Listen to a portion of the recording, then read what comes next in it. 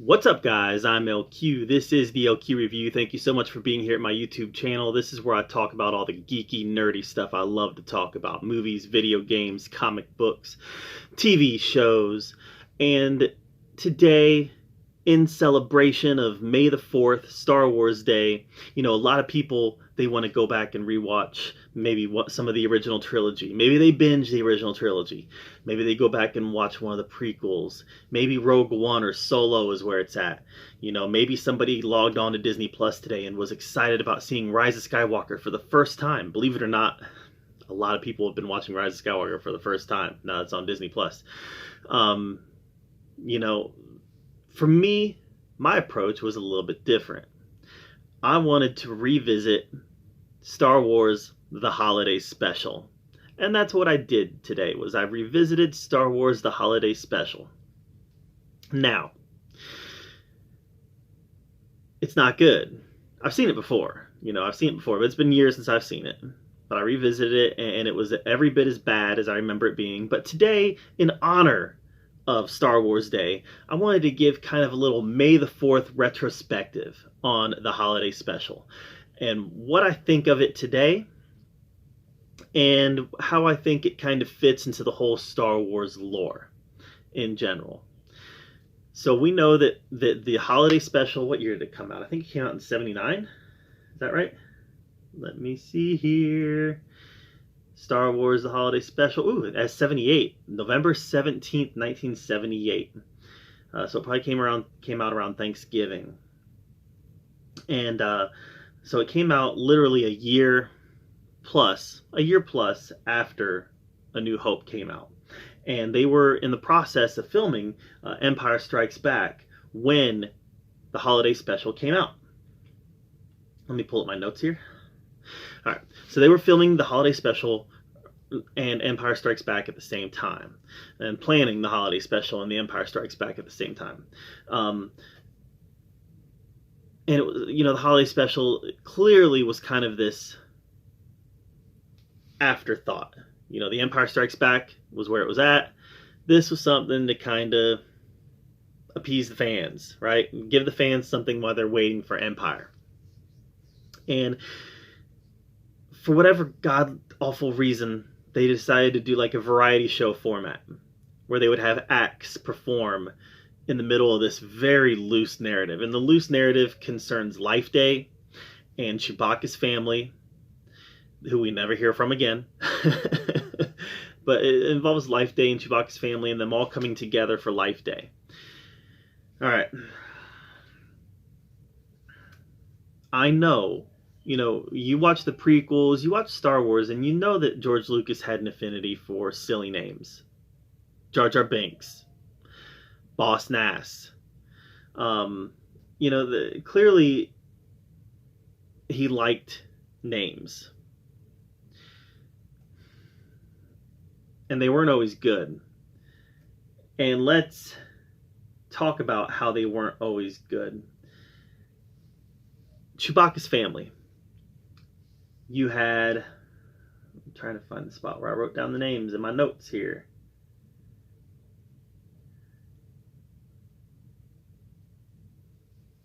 Where is it? All right, you had Chewbacca's dad, who was Lumpy. Yep, Lumpy. And then you had Chewbacca's wife, who was Mala. And then Chewbacca's kid, who was Itchy. Did I get that right? Doesn't matter. Doesn't matter. The Chewbacca's family's name was Mala, Itchy, and Lumpy. Itchy and Lumpy. I understand them putting the holiday special centering it around Chewbacca because none of the movies centered around Chewbacca. So they were more free to explore, more free to do a little bit more with that character because they weren't going to be stepping on their own toes with the rest of the trilogy, because none of the rest of the trilogy really focused on Chewbacca. So it just made sense that Han Solo was trying to get Chewbacca home for Life Day, and the Empire is harassing Chewbacca's family because he's a well-known rebel, right? And in the middle of this harassment, that really felt like a Nazi search of the home, and I think that was intended. There was these musical numbers and comedy numbers. Harvey Korman did a lot of the comedy numbers. And Harvey Korman, by the way, was the president in Jingle All the Way. Remember that opening scene? But Harvey Korman did a lot of the comedy numbers, and it was really, really basic variety show type comedy. Like one of them was the person behind you with the arms, so you have 4 arms. I remember doing that comedy skit in youth group when I was a kid. Very basic entry level comedy. So I don't get that. But the musical numbers is where this really shone. This show really shone with the musical numbers. It was at its best. It's best at being the worst with the musical numbers. You had Diane Carroll, who invited Chewbacca's father, Itchy. Okay, so Itchy was the father, and Lumpy was the son. So Diane Carroll invites Chewbacca's father, Itchy, to experience her, that she is his fantasy. So we got to see an aroused old Wookiee watching Diane Carroll sing in virtual reality. So that was nice. And then we see Jefferson Starship sing "Light the Sky on Fire," and it's Empire. It's basically stormtroopers watching this virtual reality show. Then we get Bay Arthur, who sings in the cantina, the Mos Eisley Cantina, and a lot of the characters are the same from the Mos Eisley scene. Good night, but not goodbye. Ooh. And then finally, I'm pretty sure we got ourselves a coked out Carrie Fisher singing the Life Day song. I don't know that she was coked out. She seemed very disconnected from everything that was happening around her, and I remember reading that she was coked out during the filming of this. I don't know that to be true. I don't want to disparage Carrie Fisher's legacy, but we all know that she had trouble with drug abuse when she was younger, and she definitely seemed, like I said, very disconnected. Not a very good singer. So there was that. Some of the nice stuff in this, we did get to see Han Solo or Harrison Ford as Han Solo. We did get to see Mark Hamill as Luke Skywalker. We saw the droids. Anthony Daniels voiced C-3PO again. We got to see Darth Vader back, voiced by James Earl Jones. And this was actually the first time that James Earl Jones was credited as being Darth Vader's voice. In the original New Hope, he wasn't even credited. So we got to see a lot of the main cast back, which was very nice. We saw the Millennium Falcon, which was great. So Carrie Fisher was in there. So clearly there was a lot of good stuff in here. The problem was that it was all very bad. Even the good stuff was all very bad. I don't understand the idea of doing the variety show. I just don't get it. I get the creative choice to focus on Chewie's family, but everything was super cheap, done on a minuscule budget, and like the Wookiee costumes looked terrible. The puppetry in the face of the Wookiees looked terrible. I mean, it was all bad. It was all bad. The acting from the Imperial troopers was bad. Harvey Korman was horrible, not funny in the least. There was nothing redeemable about this, other than maybe that Boba Fett cartoon. It was the first Star Wars cartoon ever. It was the introduction to Boba Fett. Remember, Boba Fett's scene in A New Hope was originally cut out. So this was the introduction to Boba Fett.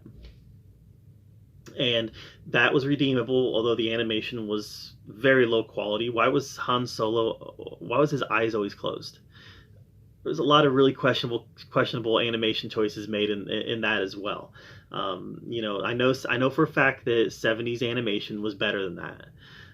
So a lot of questionable stuff happening here. But where does it fit into the lore? Clearly it's not canon. That's something that has been made clear by Lucasfilm for decades. Disney clearly has made that clear. Nobody wants anything to do with it. And even the cast has kind of disowned this. Mark Hamill at one point said that he would love for the president to pardon the holiday special, and that he'd never even seen it. This is something that I think aired once, and then Lucasfilm tried very hard to sweep under the rug.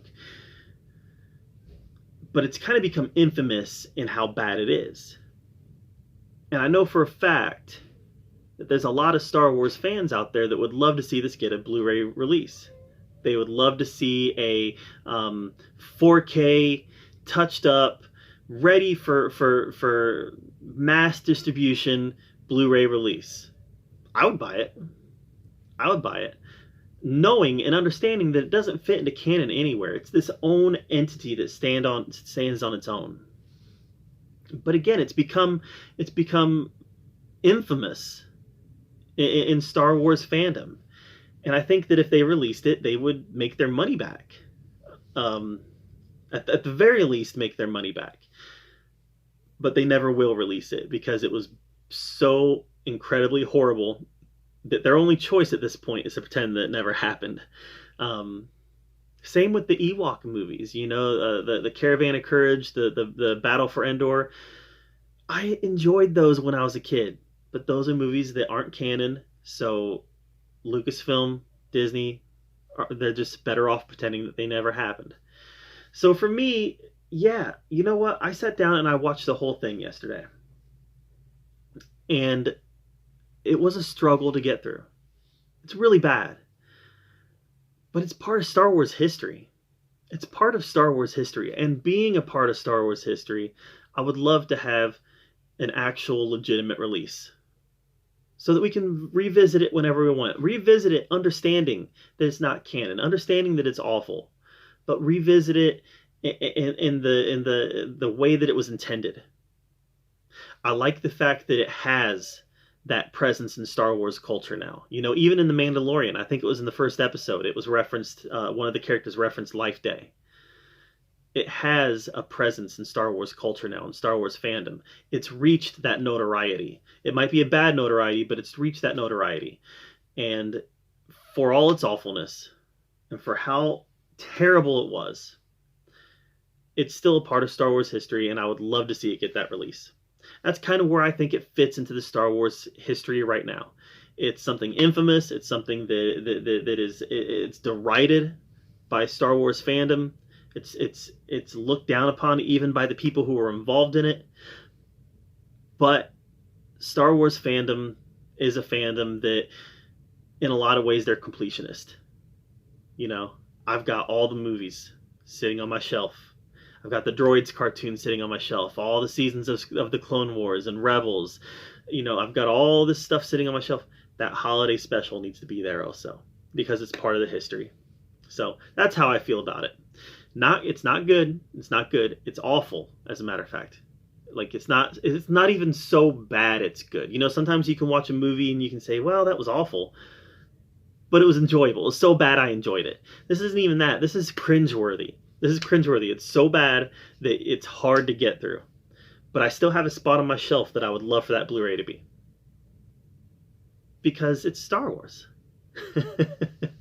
So, all that being said, what did you think of the holiday special? Star Wars, the holiday special. Let me know in the comments down below what you thought of it. If you haven't seen it, you can actually watch it anytime you want on YouTube. Several people have it streaming there. And there's actually some pretty decent copies on there.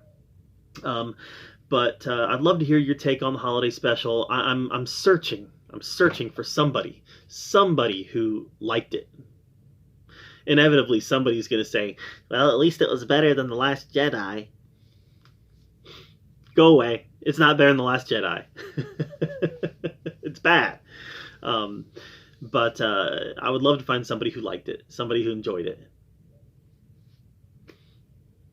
I've never met anybody yet who has. But that's my take on Star Wars The Holiday Special. My May the 4th be with you Star Wars retrospective on the holiday special. Thank you for being here at the LQ Review. Make sure you subscribe to my channel. And as always, I appreciate you joining me here, where we get to talk about all the geeky, nerdy stuff we love to talk about. Until next time, we'll see you later.